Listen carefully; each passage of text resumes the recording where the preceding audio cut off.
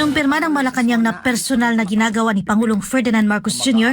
ang kanyang ikalimang State of the Nation Address o SONA na nakatakdang ilahad sa Hulyo 27. Ayon kay Palas Press Officer at PCO Undersecretary Claire Castro sa Palas briefing nitong Webes, hindi pa maaring ibahagi ang nilalaman ng talumpati dahil hindi pa ito pinal. Hindi rin umano niya personal na nababasa o naririnig ang kabuuan ng speech ng Pangulo. Sa ngayon po, ang Pangulo po ay malapit na matapos at nire-review ang kanyang speech at hindi ko po maisasiwalat kung ano ang kanyang maaaring sabihin dahil hindi ko pa rin po nakikita at hindi ko pa rin po nadidinig kung anong kanyang sasabihin. Tumanggi rin si Castro na kumpirmahin ang mga ulat na magiging forward-looking lamang ang magiging SONA at hindi na bibigyang diin ang mga nagawa ng administrasyon. Gayunman, tiniyak niyang hindi mawawala sa talumpati ang mga accomplishments ng pamahalaan. Hinimok na lamang ng Palas opisyal ang publiko na hintayin ang mismong talumpati ng Pangulo upang malaman ang mga pangunahing mensahe at prioridad dito. Samantala, kabilang sa mga inaabangan sa SONA, ang magiging pahayag ng Pangulo kaugnay ng mga kontrobersiya sa flood control projects at mga kontraktor na nadadawit sa umunoy katiwalian.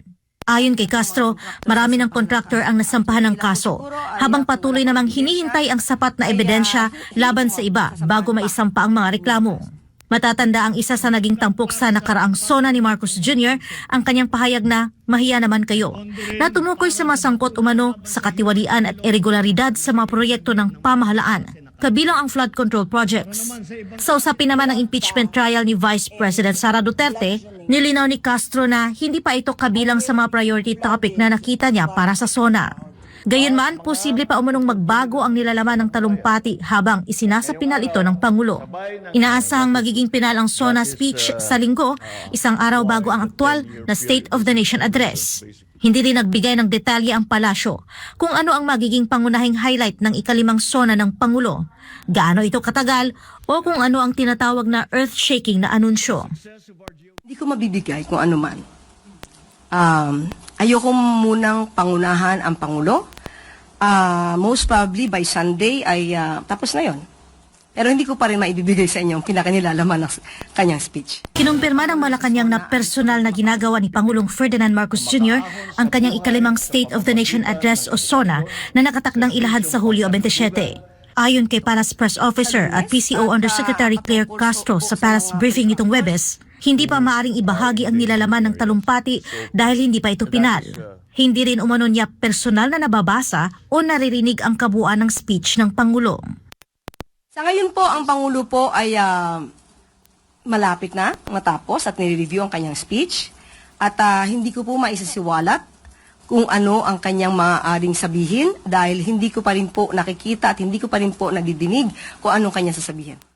Tumanggi rin si Castro na kumpirmahin ang mga ulat na magiging forward-looking lamang ang magiging SONA at hindi na bibigyang diin ang mga nagawa ng administrasyon. Gayunman, tiniyak niyang hindi mawawala sa talumpati ang mga accomplishments ng pamahalaan. Hinimok na lamang ng Palas opisyal ang publiko na hintayin ang mismong talumpati ng Pangulo upang malaman ang mga pangunahing mensahe at prioridad dito. Samantala, kabilang sa mga inaabangan sa SONA, ang magiging pahayag ng Pangulo kaugnay ng mga kontrobersiya sa flood control projects at mga kontraktor na nadadawit sa umunoy katiwalian. Ayon kay Castro, marami ng kontraktor ang nasampahan ng kaso, habang patuloy namang hinihintay ang sapat na ebidensya laban sa iba bago maisampa ang mga reklamo. Matatanda ang isa sa naging tampok sa nakaraang SONA ni Marcos Jr. ang kanyang pahayag na mahiya naman kayo, na tumukoy sa masangkot umano sa katiwalian at irregularidad sa mga proyekto ng pamahalaan, kabilang ang flood control projects. Sa usapin naman ng impeachment trial ni Vice President Sara Duterte, nilinaw ni Castro na hindi pa ito kabilang sa mga priority topic na nakita niya para sa SONA. Gayunman, posible pa umunong magbago ang nilalaman ng talumpati habang isinasapinal ito ng Pangulo. Inaasahang magiging pinal ang SONA speech sa Linggo, isang araw bago ang aktwal na State of the Nation Address.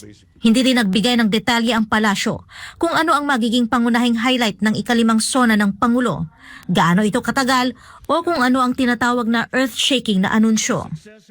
Hindi ko mabibigay kung ano man. Ayoko munang pangunahan ang Pangulo.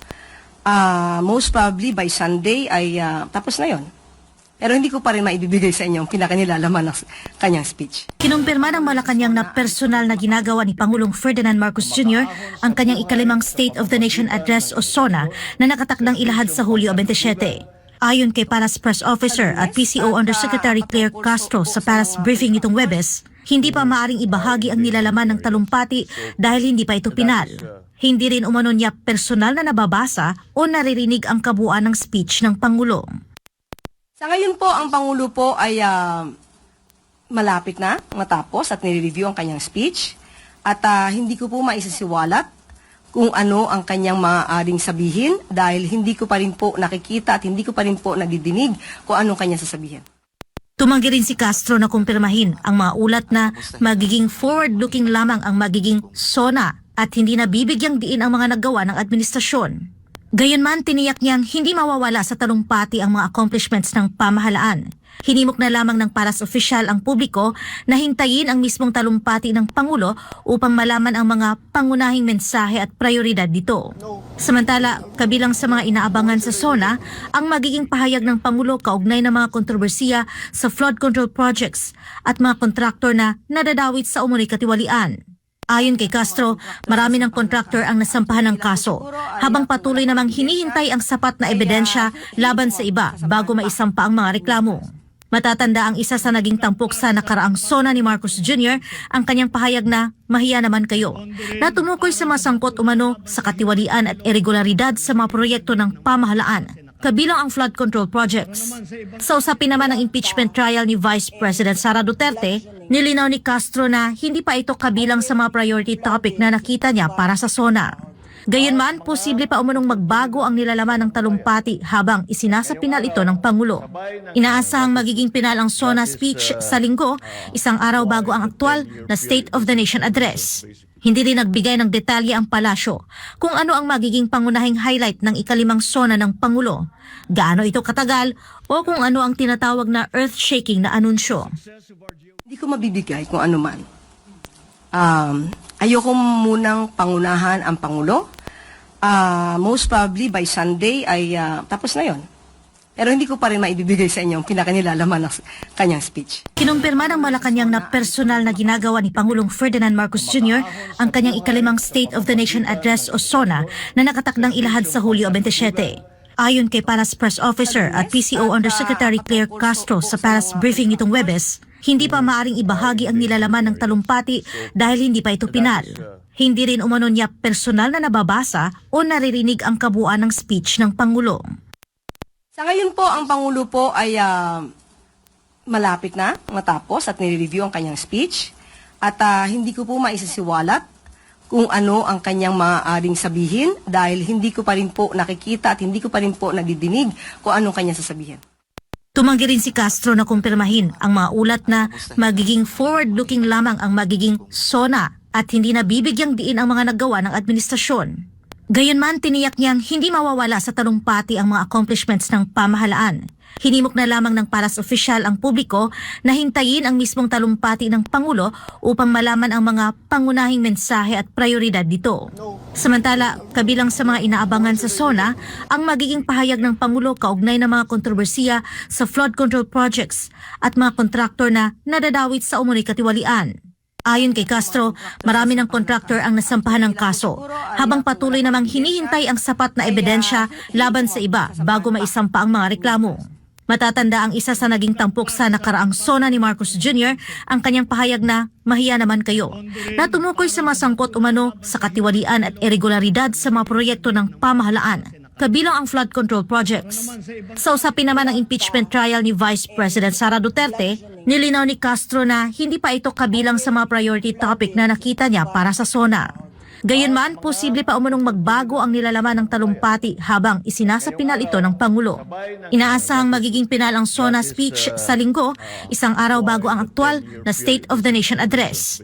Hindi rin nagbigay ng detalye ang palasyo kung ano ang magiging pangunahing highlight ng ikalimang SONA ng Pangulo, gaano ito katagal o kung ano ang tinatawag na earth-shaking na anunsyo. Hindi ko mabibigay kung ano man.